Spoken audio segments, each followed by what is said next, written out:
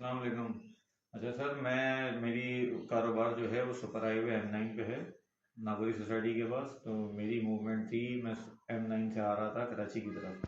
तो जैसे ही मैं जमाली ब्रिज उतरा हूँ, जमाली पुल जो है, तो जो लेफ़्ट हैंड पे पहला रोड जो ग्वालियर सोसाइटी की तरफ मुड़ता है, मैं वहाँ टर्न हुआ था, मुझे मेमन हॉस्पिटल की तरफ जाना था।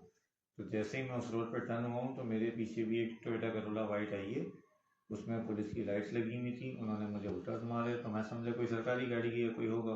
तो मैंने उनको रास्ता दिया। जैसे ही मैंने उन्हें रास्ता दिया, उन्होंने आगे मुझे साइड में पंच किया। उसके बाद उसमें से फ़ौरन 4 अफराद उतरे। इसमें एक शख्स पुलिस का कैप पहना हुआ था, जैकेट पहना हुआ था। एक बंदे के हाथ में वॉकी टॉकी था, वो शलवार कमीज और कोट में था। दो के पास शॉटगन थी।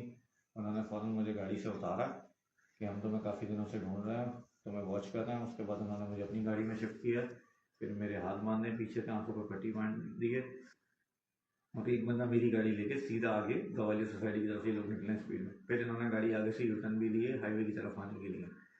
फिर ये हाईवे पे चढ़े, उसके बाद कहाँ मुझे लेके गए कहाँ नहीं ये मुझे नहीं पता। गाड़ी मुसलसल चल रही थी।